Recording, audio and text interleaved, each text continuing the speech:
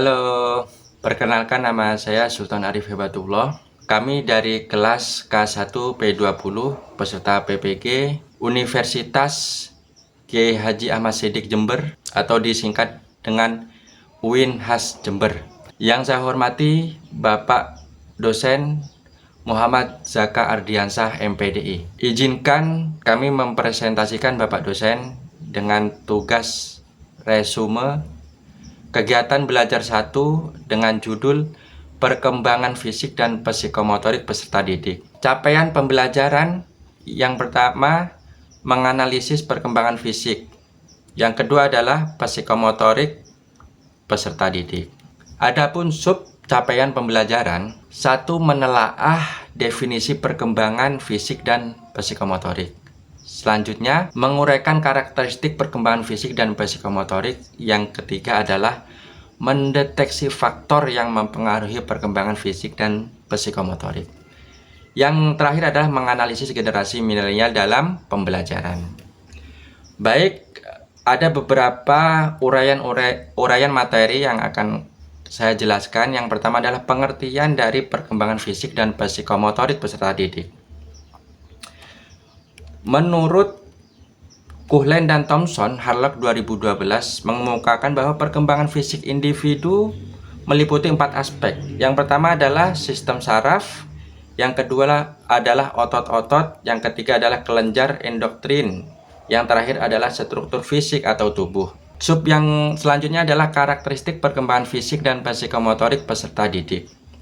Secara umum terdapat perbedaan antara gambaran perubahan-perubahan fisik berdasarkan jenis kelamin laki-laki dan perempuan. Menurut Artaria 2010, Ridwan 2009 bahwa anak perempuan berupa pertumbuhan tulang-tulang badan, pertumbuhan payudara, dan tumbuh halus berwarna gelap pada kemaluan. Sedangkan yang laki-laki adalah bertumbuhnya tulang-tulang, testis atau buah pelir membesar, tumbuh bulu kemaluan yang halus, lurus, dan berwarna gelap. Awal perubahan suara ejakulasi bulu kemaluan menjadi keriting. Ada beberapa perkembangan fisik peserta didik berdasarkan rentan usia. Yang pertama adalah masa kanak-kanak 0 sampai 5 tahun. Yang kedua adalah masa anak usia 5 sampai 11 tahun. Yang ketiga adalah usia 8 sampai 9 tahun. 4 adalah usia 10 sampai 11 tahun. Yang kelima adalah masa pada remaja. Berikut adalah peta konsep. Bisa diperhatikan usia 3 tahun, 4 tahun, dan 5 tahun, dan sampai 6 sampai 12 tahun. Berikut adalah peta konsep dari perkembangan psikomotorik peserta didik. Selanjutnya adalah karakteristik perkembangan fisik pada masa dewasa. Adalah kemampuan fisik masa dewasa lebih cenderung sangat bervariasi seiring dengan pertumbuhan fisik. Baik, karakteristik psikomotorik peserta didik dapat diuraikan ada 3. Yang pertama adalah psikomotorik pada anak usia 3 tahun. Yang kedua adalah psikomotorik pada anak usia 4 tahun. Yang terakhir adalah usia 5 tahun. Dan yang terakhir adalah 6 sampai 12 tahun. Faktor-faktor yang mempengaruhi perkembangan fisik dan psikomotorik menurut Samio 2018 36 sampai 37 tahun bahwa terdapat beberapa faktor yang mempengaruhi perkembangan fisik peserta didik.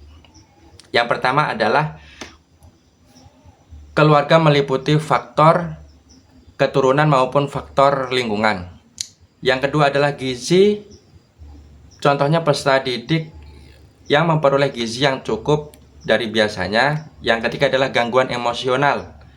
4 adalah jenis kelamin. Yang kelima adalah status sosial emosional. Yang keenam adalah kesehatan.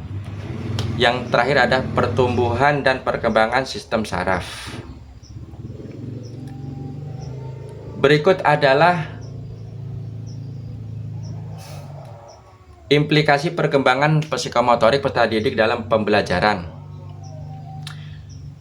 Peran guru sangat penting dalam membantu peserta didik untuk mengoptimalkan perkembangan fisik dan psikomotoriknya.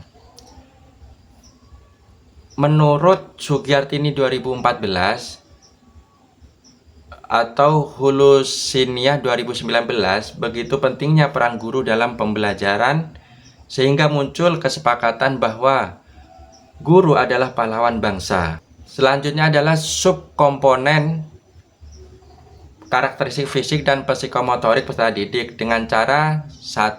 Guru lebih memahami dan menghargai. 2. Orang tua peserta didik harus selalu diingatkan dengan pentingnya makanan bergizi.